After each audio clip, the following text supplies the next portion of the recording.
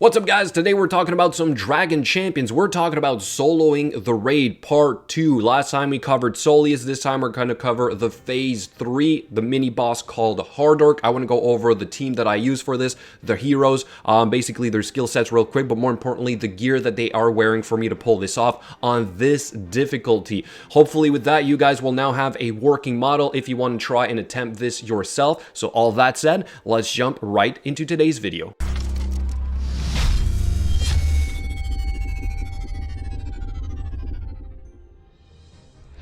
Luckily, I don't need to explain much as to how this works. You've probably figured out we're going to control the turn meter yet again, because yes, on these mini bosses, you can do that. So for the team, it's basically the same thing. Everything does need to line up in a sense, but it is full auto on a 4x multiplier, which means it's pretty fast, but it is slower than Soleus because this guy is probably just tougher. So again, you got to set this and then just let it go. So we're not going to watch this whole thing. You will notice that he will take a turn. He will actually take a couple turns, because again, my stats are not perfect, but because it works, I didn't exactly put more effort into trying to make the gear perfect for this. So let's fast forward real quick, and then we're going to cover these heroes. As you can see, he took about 3 turns, I guess, so far. Let's keep going on 7 turns right there. Still, we can sustain this kind of damage. We do have a healer in this team. However, we still have our tank to take some of the aggro, but it's not always perfect. You might not have the taunt up when the boss is about to take a turn, so you could lose some of your champions or heroes that are there to control the turn meter. Let's keep going here.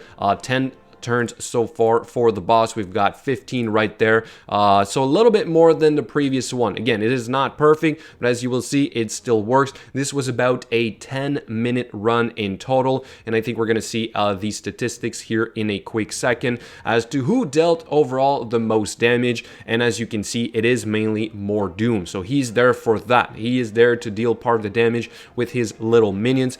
Now let's go over each heroes. Starting with the legendary hero buff, which is a game changer on any account, right? So I just covered him in the previous video. I'm going to quickly highlight his skills once again in case you guys did not see that one. We have turn meter control on the A1. As for the A2, it's like 8 buffs on allies, 8 debuffs on enemies. A3 is like a turn meter swap, heal, remove debuffs, and potency increase on one of our allies, which is huge. We have some dodge here as a passive, and the leadership ability where we get more speed for our demons and more turn meter control. My total stats, 246 speed, which is reasonable. I would like this to be closer to 270 for, let's say, the arena. Potency is low, all right? I would want this to be much higher, closer to about 80 or 90%.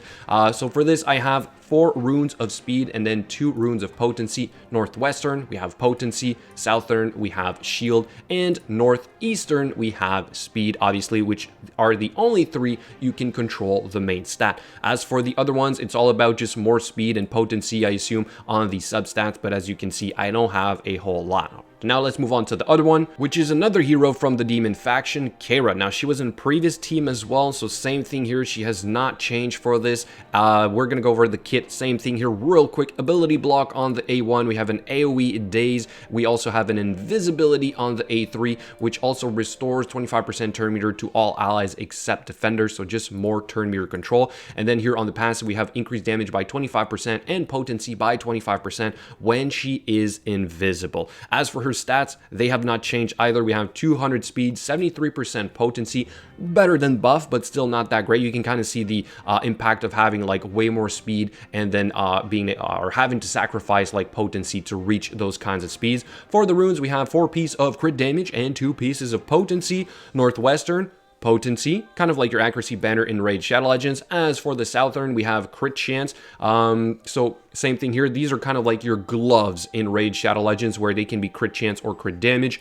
And as for the Northeastern, we have a speed, kind of like your speed boots in Raid Shadow Legends. Let's move on to the next one, which is yet again another hero of the demon faction. So let's go over her kit real quick. We have healing block potentially, and then a bleeding if that is on. As for the a AoE A2, we have recovers health by 50% of the damage dealt, which is great, and we have a chance at reducing the turn meter. As for the A3, we got our taunt, armor increase, recovers 10% of the turn meter for each living demon in the party. So the more demons you have, yet again, the better it is, which is why it is so great to work with Buff and all these heroes. And then we have a recovered 15% of the turn meter upon taking damage. All right, so again, more turn meter control. Her stats have also not changed since the previous build. We have 166 speed, we have 80% potency, a lot better yet again. And for this, we have 2 sets of tenacity, so 2 pieces each, and then 2 pieces of potency here. So this is sort of like saying a like resistance sets and then accuracy sets, right? So for the Northwestern, potency yet again. As for the Southern, we have shield, this is a tank, and then for the Northeastern, we have speed.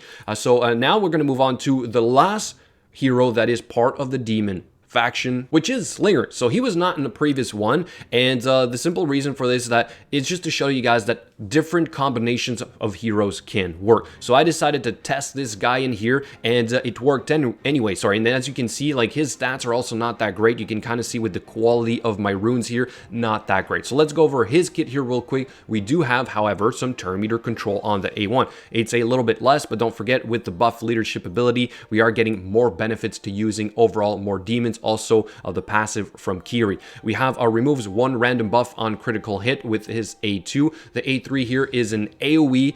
This attack deals 40% additional crit damage to enemies with taunt, so really good for like taking down tanks. As for the passive here, we get damage increase, crit chance increase, or crit damage increase for 1 turn at the end of a turn. So he's there overall to hopefully deal a little bit more damage, but as you saw on the statistics page, he is not the guy dealing the most amount of damage. He does have a leadership ability, but we do not use that for specifically that boss, although this is a great leadership ability for the arena. As for his stats, 217 speed, 54% potency, and like I said, you can kind of see with the quality of the runes here, but we do have 4 pieces of speed for a total a complete set, and then we have 2 pieces of crit chance. We still are rocking a potency for the Northwestern. As always, we have crit damage for the Southern, and we have speed for the Northeastern. Now let's do our final hero, which is another legendary hero, Mordoom. This guy is also fantastic. Him and buff on your account will do a lot of great things. So let's go over his kit real quick because this is the first time I am presenting him.